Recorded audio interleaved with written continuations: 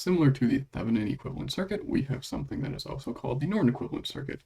Now recall with the Thevenin equivalent circuit, we had a voltage, V Thevenin, a resistance, R Thevenin, and then the element that we are looking at, in this case, it is RL. Now, if you're starting to piece things together from the source transformation video, we are also able to have a Norton equivalent circuit.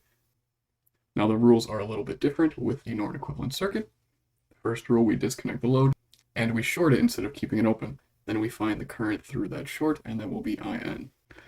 The next step is to turn off all of the independent sources, and we will find the equivalent resistance, and that will be RN. And then the third step, we connect it all together. So we have our Norton current, our Norton resistance, and then we have that load. Now, if we look at an example where we want to find the Norton current and resistance for RL for this following circuit, we can start by drawing the circuit where we have taken out the load and we have shorted over it. So we have voltage, current, R1 and R2.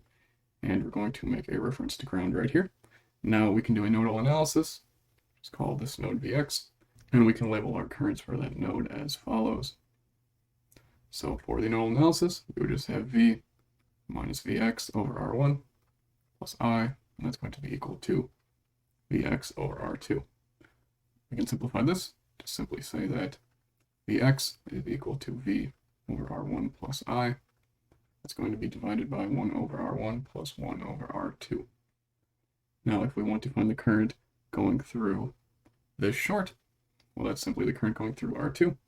So we would say that IN is equal to Vx over R2.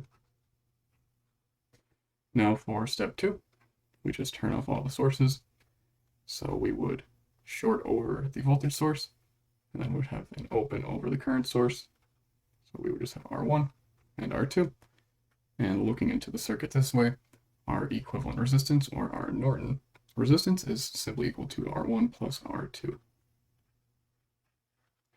And step 3, we can plug it all back in.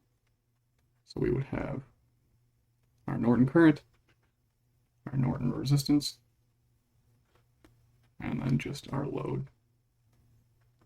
Our terminals, we can draw them right there. And now we can analyze current, voltage, or power for this load. But we want to investigate a new topic now, and that will be maximum power transfer. So if we have a Thevenin circuit where we have a voltage and a Thevenin resistance and we have some load, we know that the voltage of the load will just be that Thevenin resistance times the resistor ratio combination, and we can find our current very easily. Then we can multiply our voltage and current for the load to get our power for the load.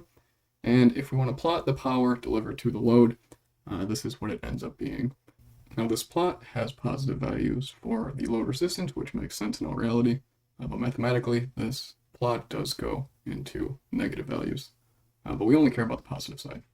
So we want to determine what is the max power, and the max power occurs at this peak right here.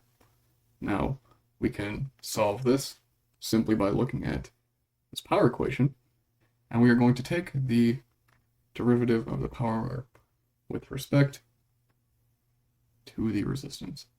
And if we take the derivative of this equation, what we get is our Thevenin voltage squared divided by our Thevenin resistance plus that load resistance squared, and then minus 2 times that Thevenin voltage squared times RL divided by the Thevenin resistance plus RL cubed.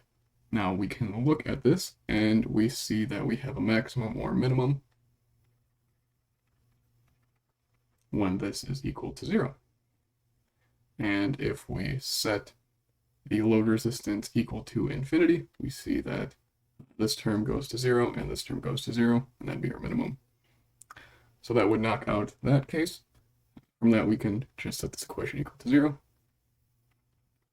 and we can get rid of VTH on both sides, and then we can multiply by an RTH plus RL on this side for both the numerator and denominator.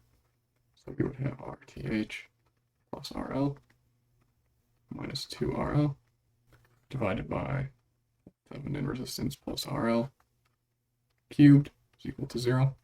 We can multiply both sides of this equation by this term here, and that will get rid of this bottom term. We can simplify up the top a little bit, and we have our Thevenin minus RL is equal to 0, or that Thevenin resistance is equal to the load resistance. So this tells us if our load is equal to the Thevenin resistance, that we will have maximum power transfer in the circuit to the load.